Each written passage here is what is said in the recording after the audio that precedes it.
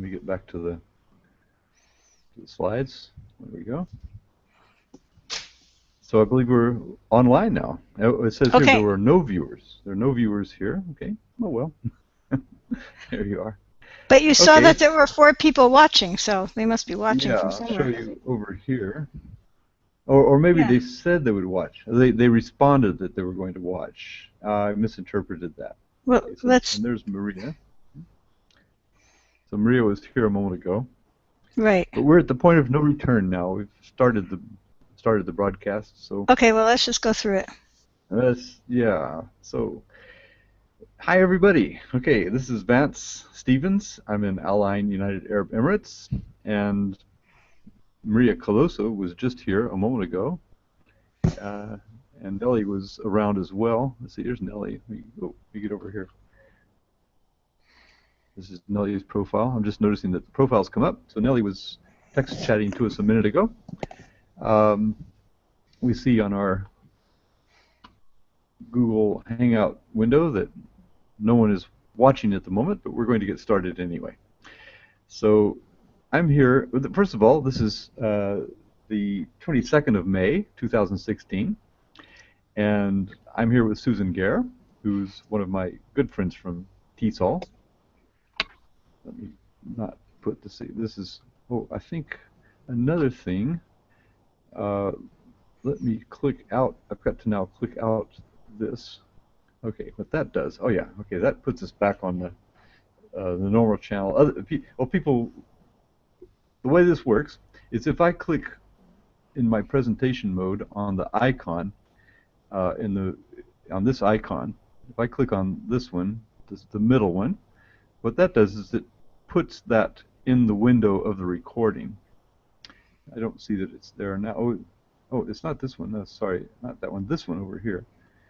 That's the one. Yeah. Okay. So it's put it in the middle of the recording, and if I click it off, it goes back to our windows. So that's because Susan was asking me how to do this. These are some of the tricks you need to know. Anyway, so we're in Hangout on Air, and we've got over here Susan's presentation, so I'll flip over to that. But I wanted to say a few things about Susan. I've known her quite a long time, and I really respect her as a teacher. She's one of my, first of all, she's got a great teacher's personality. She's got a big smile, as you can see, and it follows the speaker. So anytime you make a noise over there, it should bring up your screen. But in any event, she won an award. I remember, a very prestigious award in California. Can you tell us about that award, Susan? Oh yeah, that was the Microsoft award for teaching.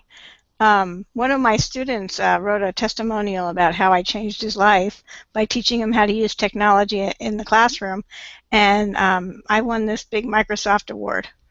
It's a national award. It's pretty cool. Wow. Yeah. It's a long time ago, though. Yeah, maybe what, 10 years, something like that. Yeah. But you're always very active in Call IS. That's how we know each other, the Computer Assisted Language Learning Intersection in TESOL, and we've known each other for, I don't know, dozens, if not 24 TESOL conferences, or maybe even 3. I'm not sure. I guess we go pretty far back. Yeah, I never saw you as chair of Call, but I think right after that. You were chair, right? Okay. Yeah, a long time ago. Yeah. I was the first chair through luck and happenstance. Somehow I managed to become the first chair of the Call IS intersection.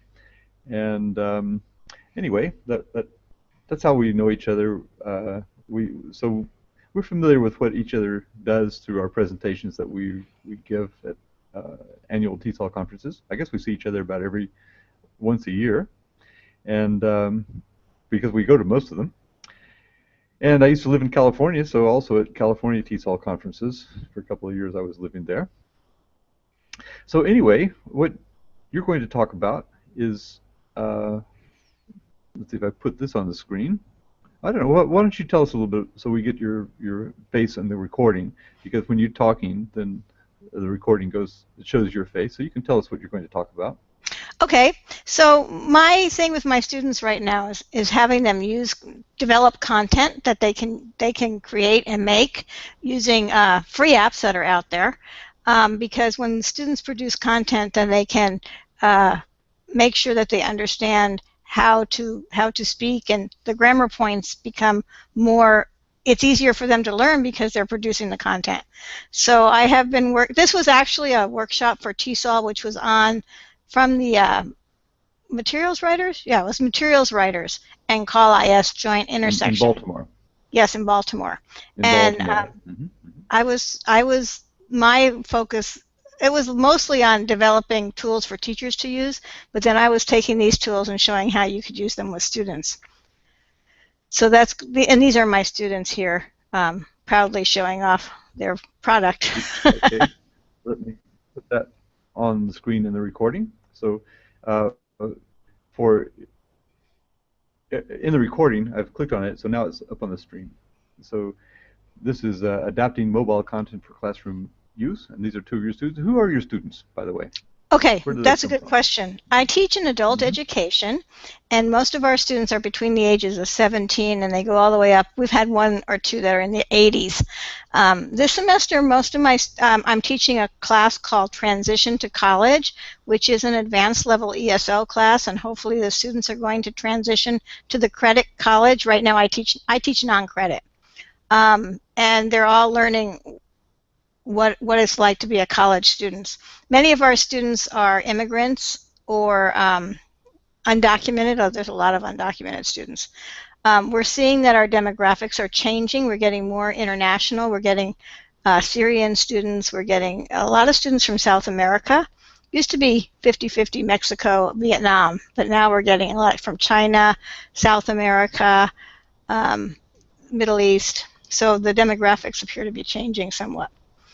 And what I find out from everybody, no matter how digitally aware they are, some of my students are very digital and some are not.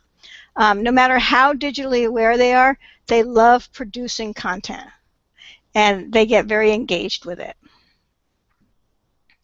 So should we flip to the Okay, next slide? sure. I just got to find the right mouse. Okay. Okay, so let me get the slideshow back on the screen. That's one mouse, and then with the other mouse, I advance to the next slide. Oops, it didn't advance because I have to click there. Okay, so here we have Bloom's taxonomy. The new one, yes. Mm-hmm. This is an interesting animal, Bloom's taxonomy, because it started out in 1952, I think, was when the first one came out. And it came out through a whole bunch of behaviorist psychologists that had nothing to do with teachers. But somehow we've embraced it, and we use this to actually inform our instruction. So the new one, as you can see at the very top of the pyramid, is produce newer original work, and that's where I'm focusing how I'm using my lesson. And a lot of times people say, well, how can you expect them to create something when they don't know the language? Well, they can study the language at home. They can study the language. I mean, there's millions of YouTube videos on almost every grammar point you could possibly want to teach. So your students can actually get the information they need at home, and then if they come to class and they actually use the information, that's a more justified use of their time, I think. So that's where I'm at, and since everybody seems to be using Bloom's taxonomy, I always refer to it as, look, this is the top. It's the hardest to do. Yeah, that's true. And going up from just remembering things, understanding things, applying things, analyzing, that's where it gets tricky. And Yeah. that can all be So done. The obviously, remember and the understand can all be done at home by themselves. They don't need you for that. and so what devices do your students use to do the They're creation? mostly they use their mobile devices, but we do have some iPads. We have a couple of iPads, and I have a couple of my old. You know what I've been doing with my old phones? When I recycle and get a new phone, then I put the old phone, donate it to myself, and I bring it to class. So if a student doesn't have a phone, they can use one of the old phones. So I have 15 Okay. iPads, and then everybody has their own device mostly. Okay. So they can use an iPad. You can provide an iPad, or you can loan them a phone, or they Yeah, can bring their own device. right. Hmm. Okay. Mhm. Okay. Do you find do a lot of people have you provide things, or do you find that people mostly have their own? Mostly they have their own, but there are a few students, and especially the ones who have less digital facility, that need to use, number one, some of them are older, and the real estate on a phone is very small. So it's better for those guys, they need more space to see. They have to be able to enlarge things. So for the older people, the iPads are great. My Hmm. classroom does not have any computers in it, so we don't have access to computers. It's all done through mobile devices or iPads right now. And you have Wi-Fi. Yes, everybody has Wi-Fi. Yeah. Community colleges in Okay. California are very Wi-Fi rich. Okay. Even Yeah, that's. somebody can actually just come to the community college and sign on to the guest status and have free Wi-Fi. Oh, okay. That's nice. What about like in the outside? Do they have citywide Wi-Fi? And Mountain View, I think, was one of the first to do that. No, not yet. Santa Ana is a Yeah. very poor community, so um, you have to go to the library or come to the campus. Hmm. But I think it's Okay. nice that they provide Wi-Fi for the community for free. Hmm. Okay. All right. So anyway, let's see how you have your students create. Should we go Right. to the next slide? Yeah. Go ahead. Okay. Hmm. All right. Okay, so this You. is some brain research on why it's important to get students to creating, because if you want to go to that link so we can show the article on Uh-huh. Okay. brain research. This one? Hmm. Yes. So this, if you read this article, you'll see how you activate certain neurons in the brain when students are doing things that are meaningful to them. Then you activate the neurons, and the language gets put into the long-term memory so that they never lose it, instead of just doing a worksheet or doing a grammar point. So you can read this at your leisure because it is quite long. Hmm. Okay. And uh, for people's information, we're using Chatwing. We always use, actually, there are a lot of places keep that we let you know what we're doing. One of them is webheadsinAction.org/live. So let's see, Chatwing is here. If I click on it, I'm logged in various places. So this is actually active. This is the link uh, to the brain research that we just pointed out. And the link to this one, it doesn't show up on the Hangout screen, but it's webheadsinAction.org/live. So let me put that in the chat wing as well. HTTP uh, webheads. I should just copy this in action.org/live. So we broadcast all our shows. We're live streaming this one, and we have one viewer, by the way. Oh, That good. viewer, if that viewer could go to Chatwing. Oh, okay. Let's see. The chat wing is going to be that's over here. Let me put that in. So chat wing, just to put it there, is chatwing.com/Vance, V-A-N-C-E, Well, it's V-A-N-C-E-S-T-E-V. too bad we can't get the viewer here so we can have like more interaction. Oh, and we have two viewers now. Oh, We have good. two viewers. So there's no way to really, if you're viewing this URL there, except that let's see if I've got one, if I could, or if I can make this, if I can make it large here on this screen. And I'm getting confused with which mouse does what for some reason. Okay, there we go. Okay, You're st- that's maybe you can see that on the screen, screen sharing. And okay, so the screen share should be showing on the live stream, mhm. chatwing.com/VANCESTEV. So if you can come there, you can talk to us as we're talking to you. And we're back down to one viewer, so we lost one on that spiel. We better get back to Susan so we don't lose any more. Okay, so anyhow, let me find your slides again. Here we are. So we were looking at brain Brain. research, and in our chat room we just showed you, we have just shown you, we have the links in the chat wing that we just put into into there. Okay, so, oh, we're back at your slideshow. Should we go to the next slide? Yes, yes, please, because this will be the first project. Okay. So, okay, so the thing that you need to do in order to have students create their own project is to have something to show them what the outcome is going to be at the end, so that they need to know at the end what the end product should look like, more or less. So whenever I'm doing a project with the students, I either create my own project first, or I find one that's out there that I want to be as a model. And if you can get a model that is specific for a purpose, the students can't really copy the model for their purpose because the purposes are different, and they don't really copy it. They do create their own. But it's very important to start off with one model of what you want them to be able to do at the end. So with that, let's go to the first project that I found. And sometimes these things just come to me on the internet. These projects just show up, and this is one of those projects that just showed up. Somebody put a message out on one of my my networks, and I'm a Google certified teacher, so I'm on this Google listserv. That's really cool. And this person was doing a around the world, classrooms around the world or something like that. And she made on Google Forms, she made a form that students, they would go to a website. There was a 5-slide presentation that a school would make, and when you finished the presentation, you filled out a form in Google, and you got a stamp on your passport, and the stamp was designed by the school.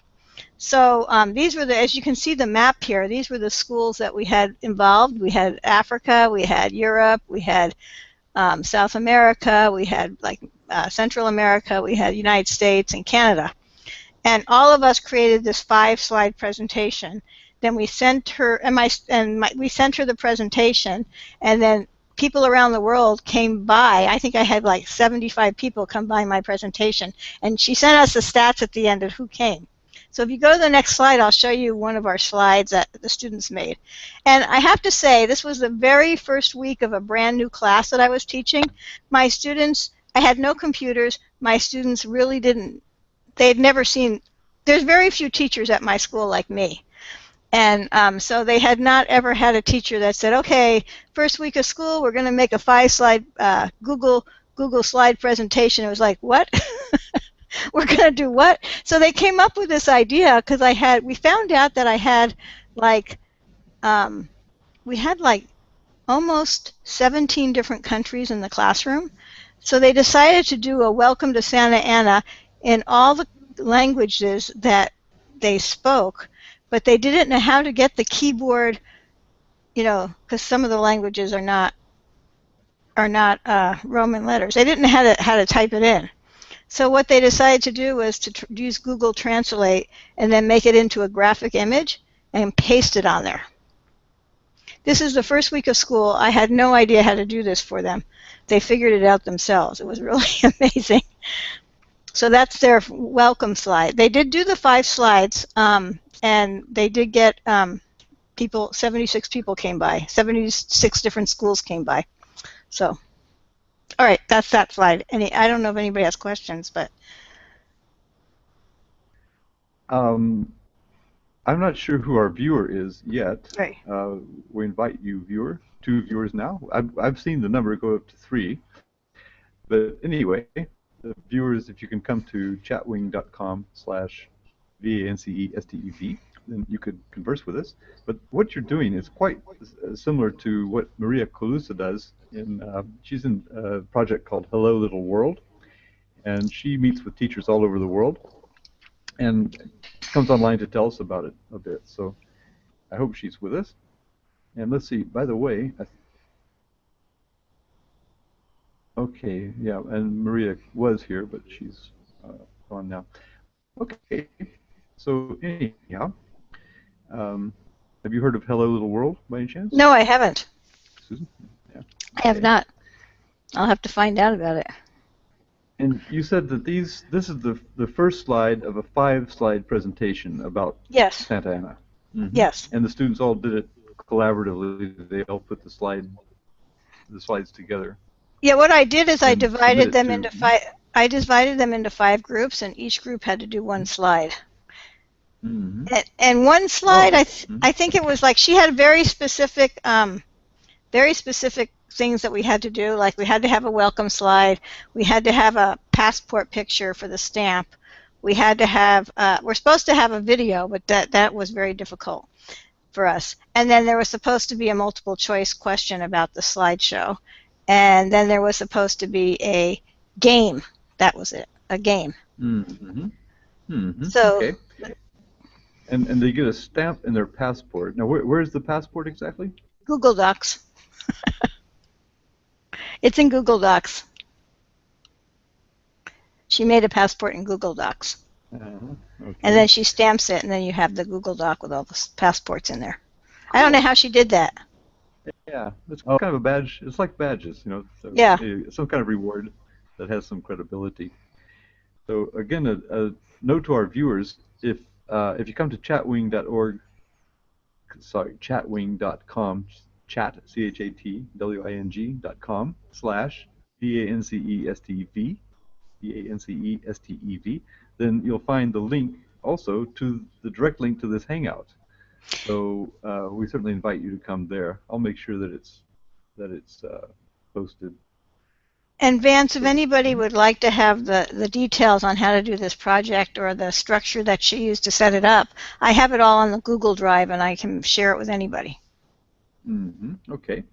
Do you want to share it in Chatwing? Can you share the? Well, I'd have to go to my Google Drive to get it. And okay. Okay. Well, we can put it there as a show note. Okay. Okay. So anyway, shall we go on to the next presentation? Yeah. The next slide. Mm-hmm. Okay. So up on the screen. So I don't know if people are familiar with these three formative assessment tools that are out there. I know a lot of people know Kahoot, which is a gaming type of multiple choice. But then there is Socrative, which is an older form. I mean, Socrative has been around for a while. It's not as much fun as Kahoot, but it has a lot more power to it behind the wheel, behind the drive, so you can get a lot more information out of students. In Kahoot, you can only do multiple choice. In Socrative, you can do short answers and paragraphs. And then there's Quizzes, which is very similar to Kahoot, except with Quizzes is designed for students to do at home.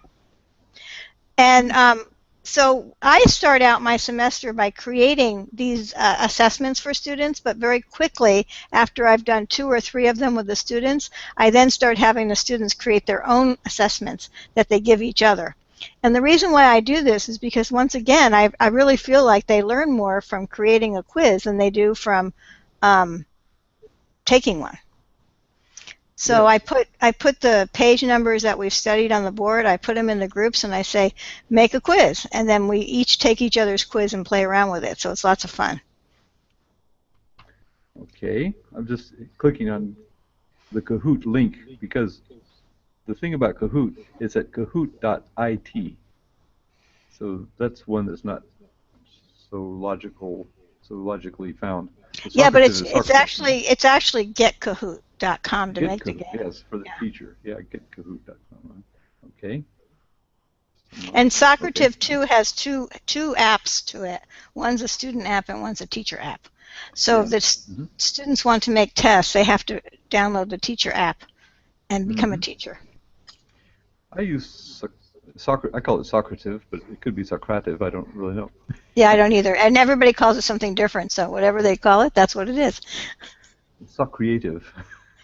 Anyway, yeah, I use it to get, when I give students reading handouts, they tend to borrow from each other. But if I put them in Socrative or Socrative, then they're all pretty much working on their own, and especially since you can randomize the answers. So they're not all at the same one. They're not all at the same question. Because when my students are on the same question, they tend to share information to the extent that it addresses learning. But I'm quite interested in learning more about quizzes. Oh, that was Tiziana from Italy. She was just was trying to join us. So there must be some problem with Google Hangouts tonight. We're also at a slightly different time. So we're an hour later than usual. So anyway, okay. Yeah, so quizzes is really designed to be used as homework, and Kahoot is designed to be used in the classroom. Yes. And Socrative or Socrative can be used anywhere. Okay. Oh, I So actually have a little, this is one of my students. As you can see, the two who made this one, they're holding up their paper. This is their game that they made. So If you this wanted to, link goes to your account, or no, it you goes to the game that they made. okay, all right. Yeah, and as we can play it here? Yeah, you can play it. Hit play Okay. live. And then you have to have your phone. Oh, Okay. Yeah, you might have to do this. You might have to do a screen share. well, So I'd have to log in. yeah. So I So can't I do guess that, right? yeah. Well, you could if you wanted to do a screen share. Should I coach you on it? No, that's all right. I think that we. Okay. You get the idea. Yeah, no, I'd like to learn more about that. So, okay, I'll visit Quizzes. It's quizzes.com. Right, and Quiuizi.com. yeah, those Z's are crucial though, because you kind of like want to put the Z in the middle, the extra Z. Remember, it goes at the end, not in the middle. So it's one Z in the middle and two Z's at the end. Quizzes. Yeah, so it makes sort of a pseudo plural. Quizzes. Okay. All right. So maybe at the end of this, we can come back to quizzes and I can ask you more about that. Okay. Shall we move on in your presentation? Yes, please. Okay. So this is Show Me. Right. And this is, you can use Google Slides. Another one you can use, if you have only an Android phone, you can use MoveNote. I don't know if you're familiar with MoveNote, but it does video, audio. It's sort of like a notebook tool, but you can actually use it to make these kinds of little videos that the students can easily make. I used a program called Show Me because it's free and it's easy to use. It does have some glitches to it, like the students, if you make it and it doesn't look the way you want it, you can't really edit it. You have to start all over again. That made my students kind of upset, but it made them practice the presentation like 100 million times, so I was okay with it. But they were saying, no, I don't want to do the whole thing. I just want to do the one that I want to edit. I said, no, you can't do it. It's free. So let me, I'm going to let you see this activity that we were doing. We were working on writing opinion paragraphs. And so some of my students are great with talking, but not so much with writing. And then I have another group of students who are great with writing, but not so much with talking. And so this gives everybody equal access to developing their opinion, whether it's audio, visual, or writing. So here I'm going to play it for you. I'm going to go here, and I think you're going to be able to hear this. Okay. I've paused. Okay, go ahead. Can you hear it? Not like we could before. Oh. Well, I wonder why that is. So, is it not loud enough? Maybe. Maybe it's not loud enough. I've just put the Show Me link in the text chat, in the chatwing.com/VANCESTEV. Okay. So should I play it or not? Yeah, try playing it. I can hear it. No matter how many parents fight against vaccination, I think it is a need for our children to prevent future deaths. In 1994, the organization Vaccines for Children was established to prevent disease and save lives. Due to vaccination, 322 million illnesses were prevented and 732,000 of deaths avoided. Nowadays, there are two arguments that parents use against vaccination. First, some people think that the side effects of vaccines seem worse than the actual disease. And second, some think there is a relationship between autism and vaccines.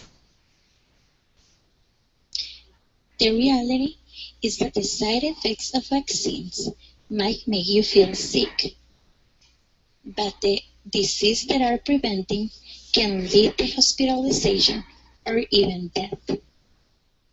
Also, the American Academy of Pediatrics, the CDC, and the World Health Organization agree there is no relationship between autism and vaccines. We are hurting our kids trying to avoid vaccination. Let's keep preventing illness through vaccines. Thank you. So what's interesting about that, if you notice, I don't know if you could hear it well enough, but that there was audio coming, you could hear that she was in another space. And what happens is you use the iPad, there's no way, even if you use earphones, it doesn't really get rid of the outside sound. So you're hearing what's going on around her as well. And she had done this maybe 20, 30 times, and she kept complaining that the classroom was too noisy, so then she decided to go outside. It was even noisier. But it turned out to be really, really a beautiful, I think, a beautiful piece of work that is valuable for other people to watch who are concerned about vaccination. So it was well worth it. And she was very proud of it. Sent it to her family in Mexico. Yeah. Is my sound okay? Yep. My sound Yep. is back. Okay. Yeah, that's I've not used Show Me. Maybe you could put. You said one was Move Note, MOVENOTE. Was that? Yeah, the that's one? for Android phones only. Show Me Okay. is for iPad only. Okay. And then there's Explain Everything, which is also iPad only. Okay. I'm just going to adjust the sound on my mic. That might. Nope, I'm not going to adjust the sound on my mic. Okay. Never mind. It will take me out of the Hangout. I see very few bars. You can hear me okay, though, huh? Yeah, absolutely. All right. So, should we go to the next one? Yeah, because we don't have any Okay. questions, right? Yeah. We have three. We're back at 3 viewers now. So Right. if anyone has any questions, you can ask us questions. You have to go to chatwing.com/VANCESTEV, and we'd love to take your questions there. Or if you want more information, I'm going to get Susan, if we have time, to tell us more about quizzes, because I don't know much about that one. I'm sure I've got Show Me on my iPad somewhere, but I just haven't used it a lot with students.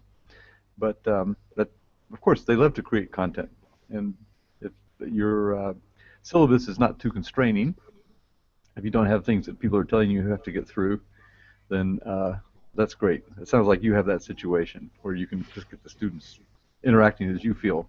Is that correct? No, my students have to pass a test at the end of the semester, but I have found that by doing these kinds of activities that incorporate the points that I need to teach, that they do better on the exams having done these activities rather than just go through the book. So I have totally, like, the book is something I don't even, they use it at home. They do all their grammar study at home, and we come in and it's like, we're going to work on this point, and we do something with it. We always are doing something in my classroom. Excellent. Yes. Of course, I have That's why, also Blackboard and stuff that they use and take tests and stuff on. That's why you get testimonials from your students that awards. Okay, so let's see. The next slide is about Fivecard Flickr, which I see looks like something from Cogdog. Who's that? That's I see the Cogdog blog icon at the top of my screen. Let me click on it over here. Alan Levine. Okay, so Fivecard Flickr, I guess we should go to that link if you could, so I could show it to you. It's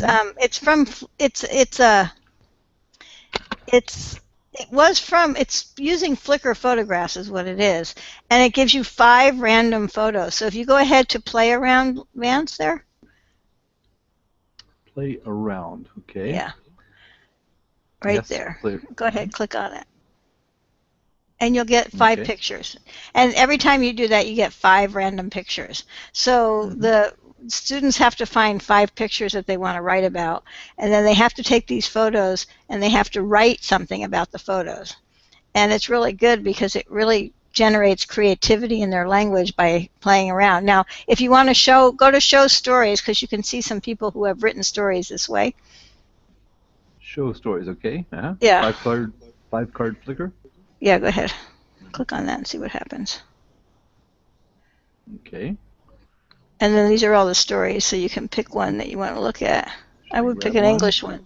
Yeah, get an English one. West Horses. Yeah. Created just a few days ago. So these are the 5 pictures the person got, and this is the story they wrote. Yes, okay. It says, okay, so it says about this story. So the person is shown the first picture, and they have to, are they writing or speaking? Writing. This is all writing. Okay. A long time ago in the world, I wonder if I can make this picture larger. Yes, okay, there's the first picture that the person is shown. Now I have to go back to the previous one. So he said, a long time ago in the world, Old West people thought it would be fun to ride horses like Jimmy. That must be on the second picture already. So there was a... Yeah, there's Jimmy riding that's not a horse. very good picture. It doesn't look like a Jimmy, but... Well, it doesn't matter. The point is to stimulate writing or conversation. Yeah, but also you could stimulate discussion because students could look at this and you could actually go through this and say, okay, you could do this as a grammar correction activity since it's already written and have them fix the story and make it better. Yes, okay, excellent idea. Okay, so anyway, they thought it would be fun to ride horses like Jimmy. He was the youngest of the Clydale family. Jimmy was the first one ever to ride horses. Many people thought it was an insane idea to ride horses. Seemed impossible for some, but not all. Jimmy was the greatest person to ever live because he invented the saddle with his best friend Chippewa. Chippewa. He was an Indian Chippewa, was very wise for his age. Jimmy was 1 month older than Chippewa. I wonder if we're down to the next one. Let's go ahead and read this. At the age of 14. Both of the boys enjoyed riding because it was their way of safety, a way to get out their bad emotions and problems that were facing them in their life. 50 years later, Jimmy died as the best horse rider in history, and Chippewa at his side, they always were. How many people enjoy the sport of riding and will live for ages to come? They were all. Oh, now yes, they were now. Or no, or something, anyway. But anyway, so it looks like he's gone a little off topic, but it doesn't matter. I've actually done this. I've been shown, we had a Learning Together event on this technique, and we played it ourselves. I'll have to see if I can find the link. Anyway, yes. Yeah, but these pictures are not really random. They're on a tag. There's a tag that draws up the pictures. So you put a tag in, any tag you want, and then the pictures that come up. Alan, I think, has written a script that plays this.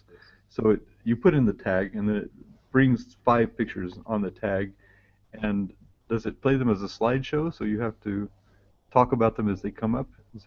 No, the way I did not know about the tag, so I was just having 5 random pictures show up. But it comes up like that, and then you write the story, and then you can edit. You can actually create your story right there on Fivecard Flickr. So if you go ahead you can do a random story. Let's go over here. I think that's going to, play around, and then hit Fivecard Flickr. That's the way we do it. And then play around, okay. Fivecard Flickr. Yeah, and it's going to come up with a random set of 5 pictures every time. Okay. But I'm pretty sure, let's see, there have been, this is tagged with Fivecard Flickr. Okay. Well, maybe the tag is Fivecard Flickr. But when we were doing it, we would put in a tag, and then pictures would come up. And I think the script that played that. I'll see if I can find that link, maybe when we get off into it. So I'll see if I can find it on my other computer. So the script was telling which 5 cards to come up, is what you're saying. Yes, well, it made them less random because Okay. it brought 5 cards on a tag, and I'll go search in our database when you have the floor, and I'll see what I can find on that. Okay, because I found this is to be really so much fun. The stories the students come up with are fantastic and really works on their grammar. Mm-hmm. Okay, so looks like he's got there's source code there. I lost. Oh, you found it. Oh, that was your scripts, I think. No. that's Alan Levine's. That was the link from source code, and then show stories. And this is DS 106, part of the DS 106 course, which is Digital Storytelling 106. Oh. Jim Groom, is it Jim Groom? That's a course he runs at Mary Washington College, I think. And click on DS 106. It's one of these open courses. It's kind of become a MOOC, but Jim Groom is actually, let's see if it's going to come up. Okay.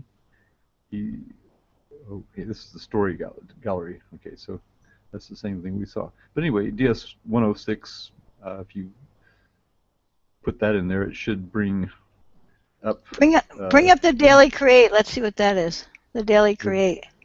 The Daily Create, okay? Yeah.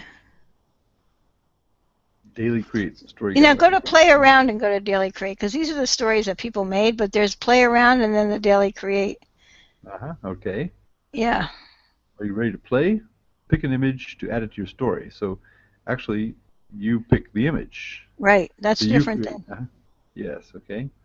So you can pick it. So should I grab one? Yeah, grab one. Okay. Grab that one, okay. Pick an image to add, okay. There we go. Oh, this is fun. I didn't ever play this. Okay, we're going to have to play this next week. Okay. Because you get to choose your own 5 images. Yeah, okay. Oh, there's a picture of Jim Groom's blog,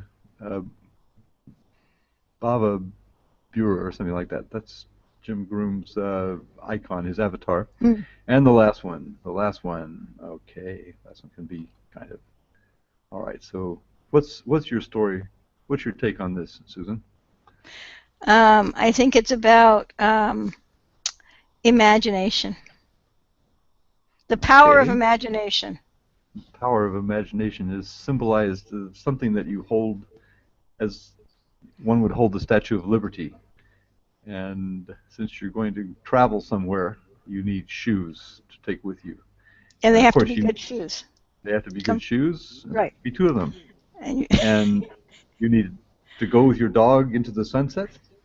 And of course, you have to take a day off, and you're going to love it.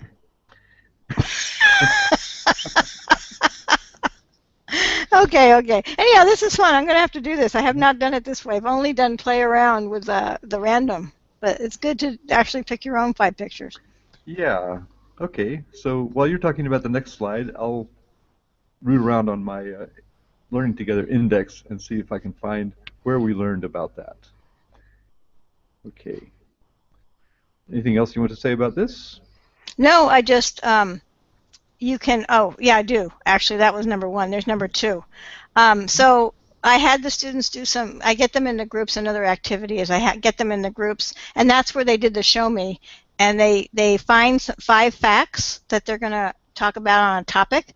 They have to research it, use quotations, and they then do their opinion project online. And I think that's the prompt for the one that you saw on vaccinations. Okay. So now you may go to, yeah, okay. So now you can look for your stuff while I'm talking.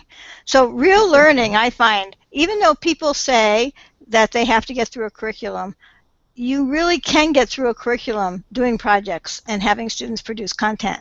Because when they produce content that other people can use, that's where real learning is. And I want to tell you that sometimes they find that thousands of people have read or looked at their their projects because it's posted online and anybody can see them. And some of the YouTube ones have thousands and thousands and thousands of viewers. So that makes the students feel even more powerful. So I really do believe that no matter what your curriculum is or how stressful or academic or it is, the real learning comes from producing a product that is meaningful to someone else. And so it really doesn't matter what app you use.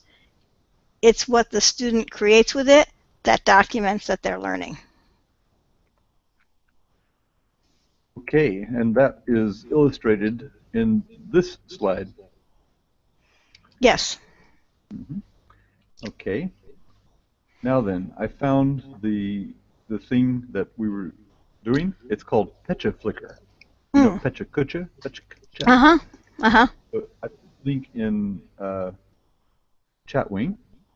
So I'm going to go over to Chatwing on this computer.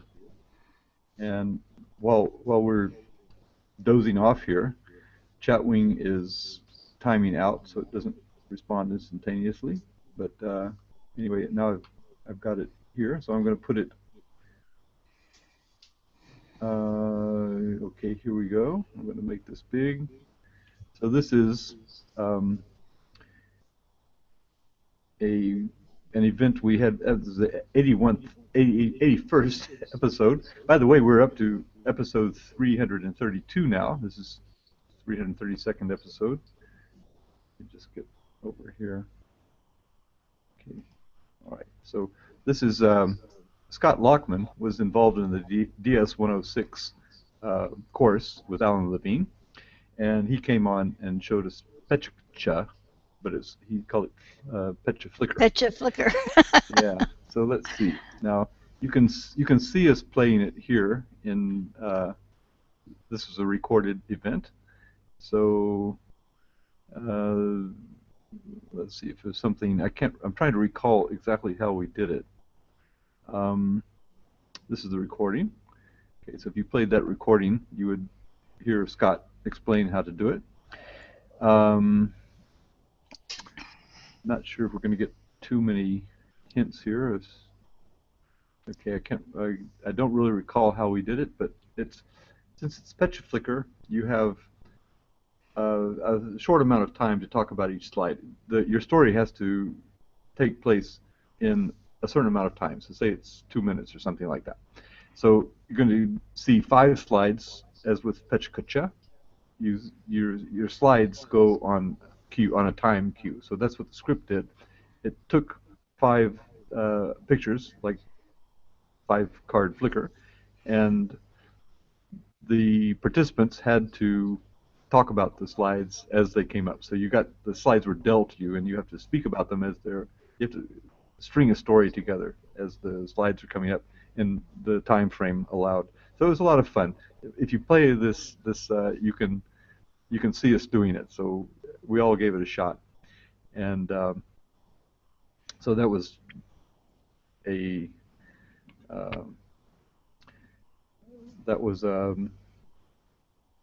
one of Alan Levine's inventions that he was using for DS 106. And DS 106, let's see if we just put that in here. I'll do a search on DS 106. This is ds106.us is its URL. And this has been an ongoing course. Things have changed here. I haven't been here in a while, but let's see. What is DS 106? This is the open DS 106 course. I think it's sort of ongoing, so if you want to get started, you can start in it. That's something you could show your students too, actually. Anyway, I don't know what to explore here in the time that we have, but it's certainly an interesting place to go and visit. It's basically, an open course that Jim Groom gets people to. Anyone can start the course. You just, what would you as the current? This is University of Mary Washington. Summer, it looks like ongoing open course. Here we go. BS 106 ongoing open course. My cat is down here trying to get into the action. Okay, anyway, it can be a part of a course that's always going. You can start at any time and it never ends. So you're interested in, and it's basically about digital storytelling. So it's one of Jim Groom's ideas that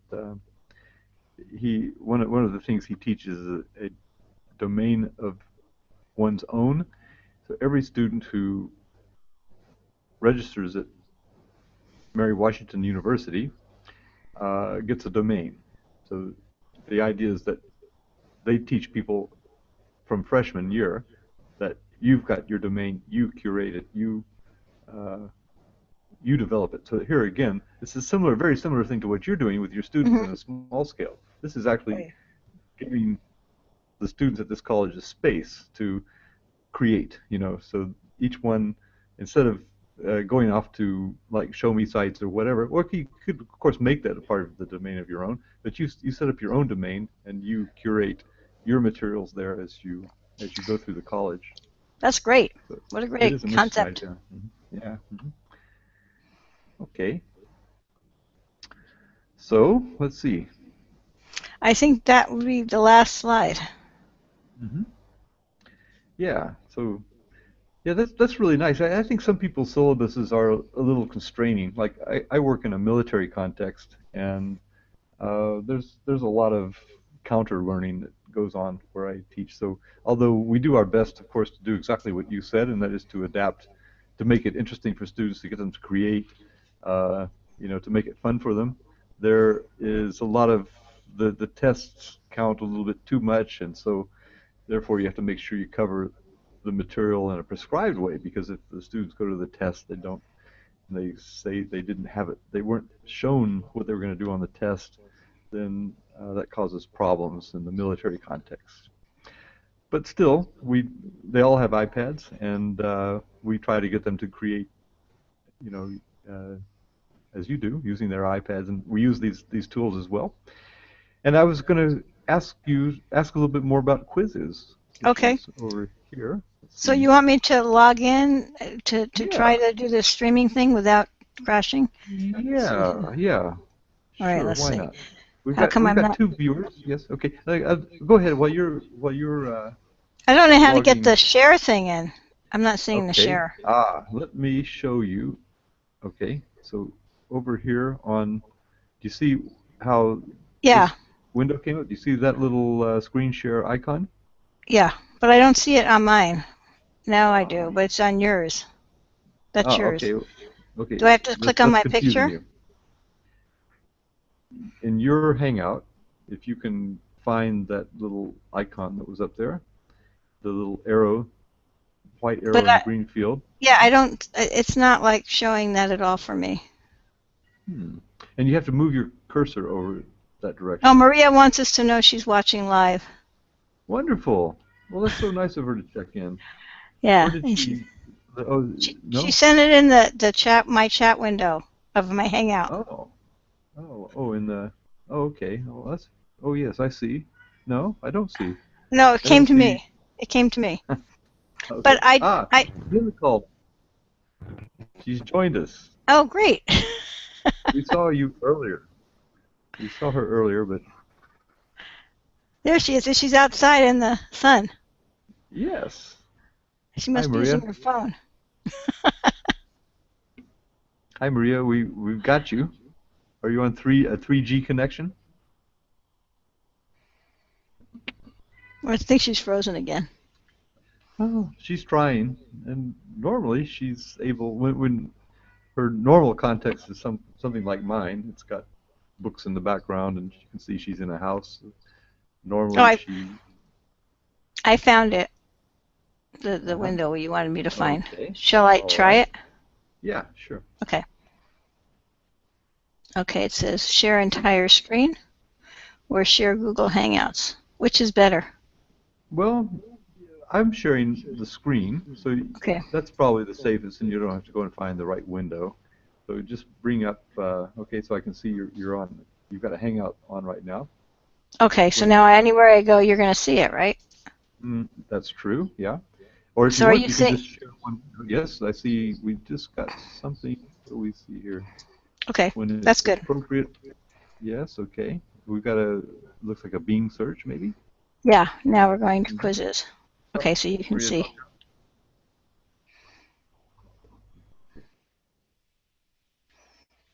So I will log into my quizzes. And like I said, the power of this is not me making the quizzes, but the students making the quizzes. Uh-huh. Because they have to use the correct grammar point to do that. And if they make a Mm-hmm. mistake, the other students will let them know this. Mm-hmm. Okay. Presume your password will be disguised. Yes, it is. Okay.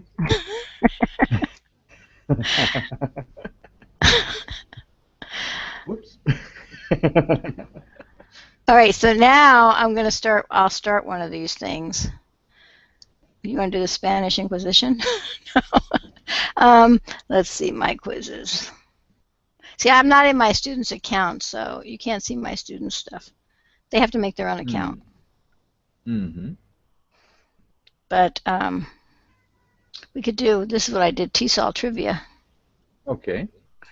All right, so let's try that. All right, play live. Okay, so now you have to open up your phone. Let's make sure everything's Okay. correct. Find my phone. And you're going to go to that URL on your phone. Okay. Joinquizzes.com. Okay, maybe I'll use my iPad just so that it'll be bigger. Because then you can see what I'm doing. Okay, so we're going to,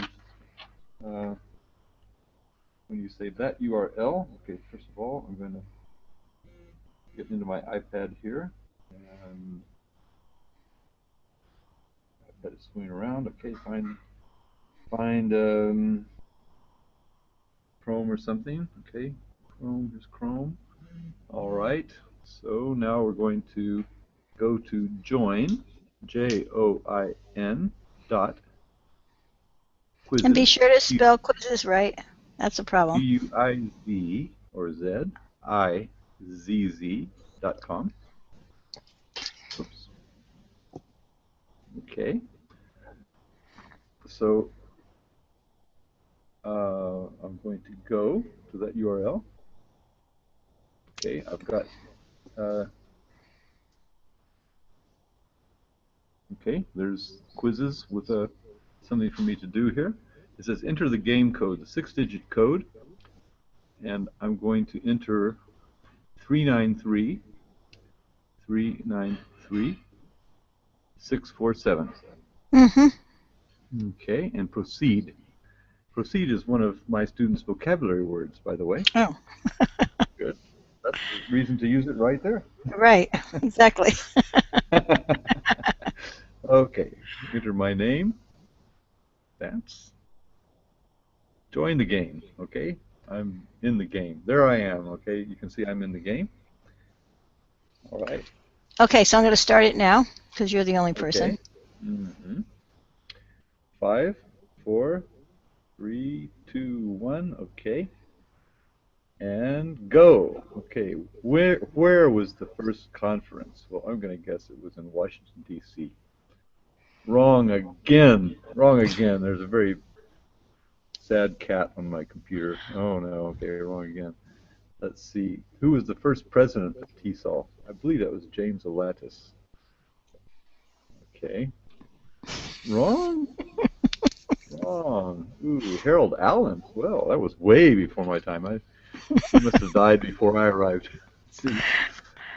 What year was TESOL started? No. Yes? Where was the first conference? Okay, who was the first president? Okay, so I must be total correct. None. Do I get to end this game? Can I end the game? No, no. Oh, what year was TESOL started? So Oh, sorry. you're done. No, I haven't Finished? answered that question. Okay. Oh, you got it 1966. right. I got one right. Yay! Yay! I got one right. Okay, I'll end the Okay. game now. Oh, phew. Oh, my goodness. I can't believe And then I you can see scored my this. screen here. You have review questions. You can export the results, or you go back to home. We're going to go back to home. But the export, you can actually just download the Excel spreadsheet of the results.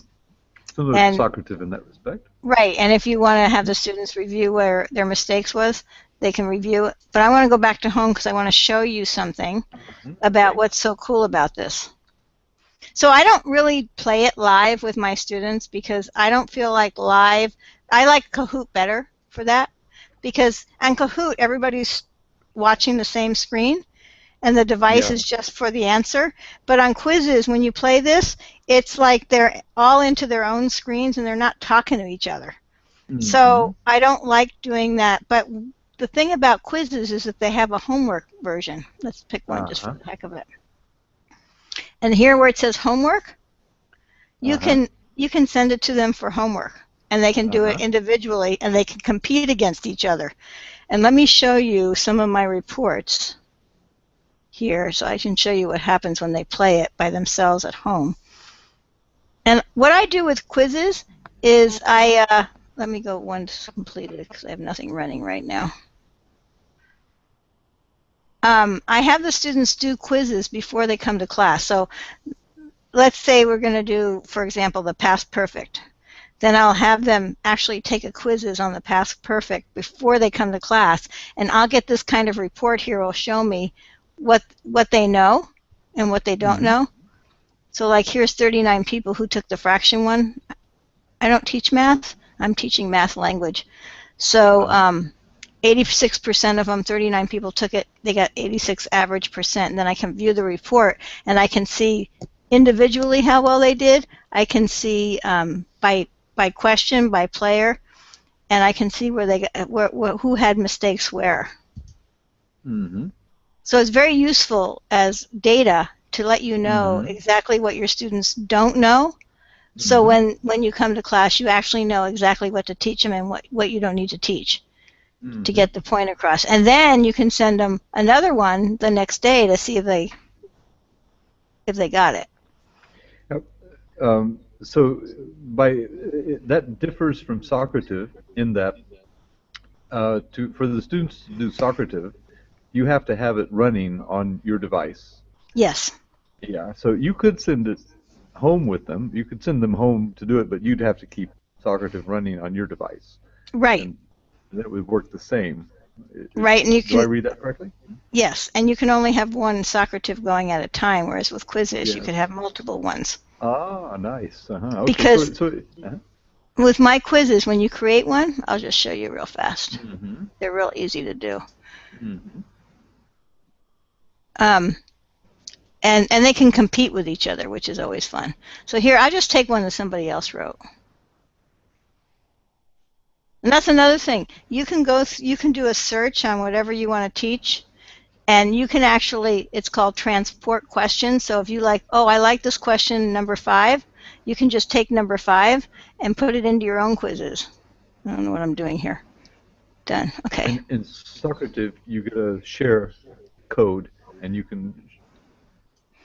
That code makes basically a link where anybody can go to your Socrative exercise and play it in their class, or actually import it into their list of Socrative quizzes.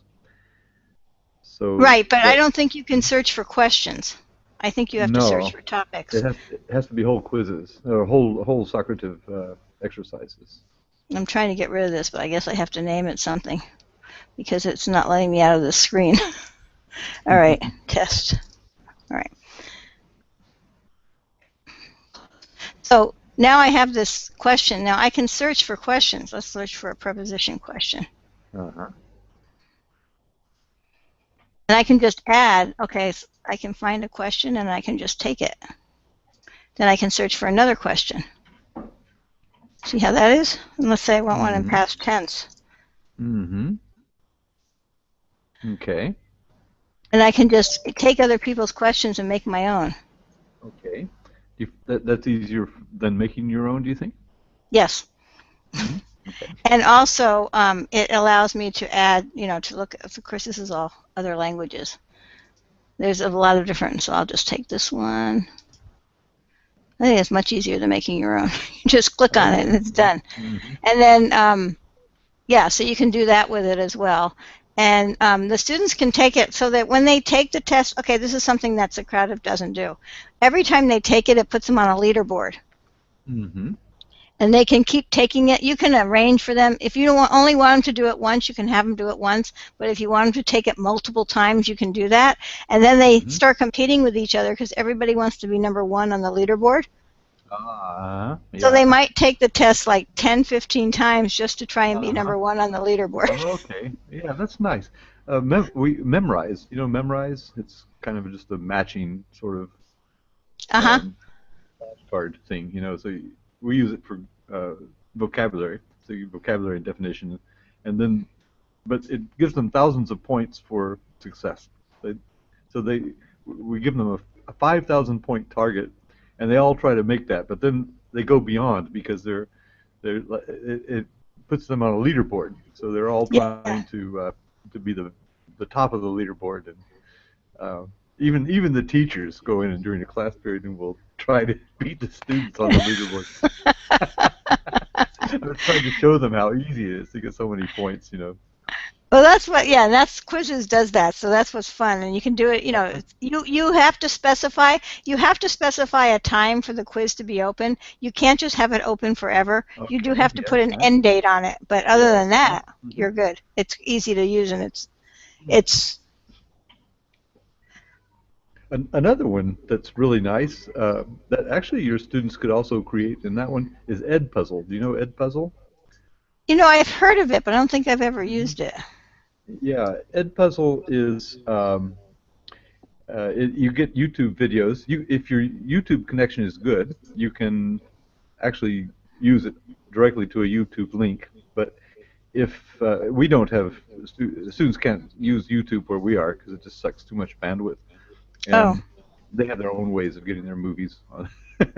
But anyway, so you can download from YouTube the video you want and then upload it to Edpuzzle. So it will work in any environment. And that works quite well. So you can crop a YouTube video, or you can download it and crop it yourself and upload it that way. And it lets you play the video and then make questions. Oh, okay, like Zaption. What is it called? Zaption? Zaption, I think it's similar to Zaption, yeah. Okay. You know, you can do that in Kahoot as well, by the way. Upload videos. Yeah, and cut them and have questions at certain points. Oh, that's interesting. I hadn't thought of that. Okay. Yeah. Yes.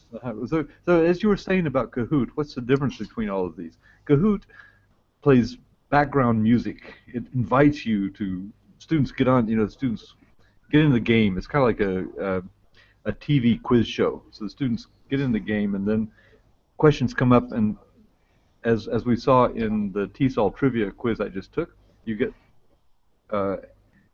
you can answer. Everyone competes at the same time, so you can probably in that one you just showed me, you have many people competing at the same time, and then but the music is playing, and then at some point, and you can see how many got it right, how many got it wrong, and then the top 3 or 4 are shown. 5. So top 5. Okay. Yeah. You've done this a lot. Yeah, and then now they have a Teams version where you can actually have the students make teams and put their names and individual names into each team, so that they can play.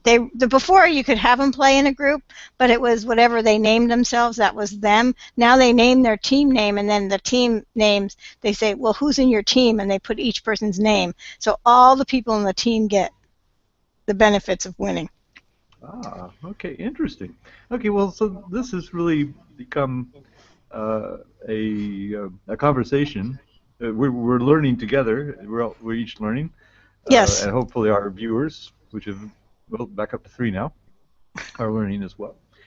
And yeah, so it's been a nice comparison of these tools that we both use, which has been very interesting to me. Me too, and I learned a few new tools from you as well. Yeah, good. Likewise. Okay. We've sort of gone past the hour here. It's been a little over an hour since we started, so probably it's about time to say goodnight because it's dinner time where I am, and my wife is cooking dinner can smell it coming from the kitchen. Can you smell it? I wish I could. Okay. For me, Early it's morning for you. early morning. Yeah, too early for a Sunday. Yeah. Well, it was nice of you to get up at 8 o'clock in the morning. I think that's what you said it was. Yeah. And yeah, so that's good. I hope you got plenty of sleep. And anyhow, it's been nice talking to you. This is Susan Gaer. Likewise. And by the way, now I've got you on the screen. I hit somehow. I've frozen you on the screen. Okay, there we go. Oh, I see you. Yes. Okay. Yeah. What I'm doing when you're doing this, so let me show you in the Hangout here. Okay. So right now, no one is selected. If I want to play a screen share, then oh, sorry, I have to find the right mouse first of all. There we go. So if I want that to show on the screen, I've clicked on it, and you can see it's highlighted here. So everybody can see that, I think. And we see you. Yeah, if I want them to see, oh no, I clicked the wrong one. Sorry, that's the one. That one is that one puts it up for everybody in the recording. I'm not sure if it's doing it for you and me both. It looks like infinity. Yeah, because it's like a barbershop mirror. If I want to see your face while I'm talking, I've just clicked on you. Now we can see you, and if I click you again. Let's see if I don't know if you can see it in the screen share version, but basically it puts it back to where the microphone follows the speaker, or the video follows the sound, where the sound is coming from. Ways to manipulate what people will see in the recording. Okay. Yeah, and you need to send me did you send me the link for your article that I can read? No, I'll search for it. I'll put it in the chat wing. And why don't you said you were going to share a Google Doc with us. Oh, yeah, I have to find it. Put that link there. Okay. Well, we can say goodnight. Okay. And I can put the link in there whenever I want? Yeah. Okay. Okay. Or good morning in your case. Goodbye. That works. Yeah. Okay, so thank you everyone for coming along. We've had 2 or 3 viewers, and it's always nice to know that people are attending to what we do. And this is the 22nd of May, 2016. We've been talking with Susan Gaer about some of the ways that she motivates students through having them create content. And it was a workshop she did at the recent TESOL Baltimore conference. So it's nice to be able to share things for people who couldn't go to the conference. Right. So that's what Learning Together does.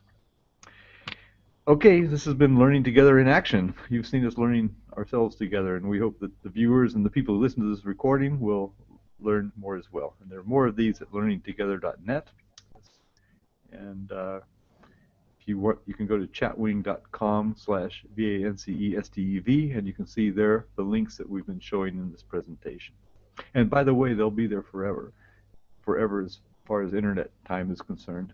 So in other words, when I started using this several years ago, everything is still there. This just makes one long chat. So it's a really useful thing to do. And you were asking also how to do this. So I'll show you. This is webheadsinAction.org/live, but it could be a blog. Let's see. I don't know if I have learning. Well, okay. Well, I have a link to Learning Together here. I can find the scroll here. So in Learning. What we do is we have a page. It could be any page. It could be a wiki or anything. So I have to make this where everyone can see it. So this is Learning Together. This is webheadsinAction.org/live. It's any kind of space on the internet where you can embed things. So you can embed the video, which if I click here, it will play the stream, but it will cause all kinds of sound confusion. So anybody can come to this page and they can see the stream, and here they can also interact in the chat wing text chat. So I clicked on it, it's refreshing. So if I you can embed that on one page, and on the same page you can embed the stream. So theoretically, people can come to the page, your central page, your portal page, and they can click on the stream and get the stream, and they can have right below it a chat embed, or chatwing.com is a really nice one to use. I found it to be very easy to use and very functional and reliable. So, and I'll put the link to where I wrote this for TESOL EJ. Thank you. And I'll put that in chat wing, so that will appear here at some point. And I will find the drive, Google Drive, and share that with all the documents. Okay, and I will blog this at learningtogether.net. So this is where everything ends up. This will be episode 332 at learningtogether.net, and that's just an ongoing collection of all the Learning Together that we have done. So thank you very much for being a part of this. Really appreciate your agreeing to share with us. Uh-oh. You're dying. About to lose. I'm dying, yeah. Okay. I'll better take care of that and providing some electricity. Okay, anyway. Bye. Nice to see you. Bye-bye. Thanks very much. All right. Yeah, all right. Now, how do we get out of this? Let's see. Susan left. Okay, I'm going to stop the broadcast. Okay. Bye, everybody. Vance Stevens from Al Ain, United Arab Emirates. Bye-bye.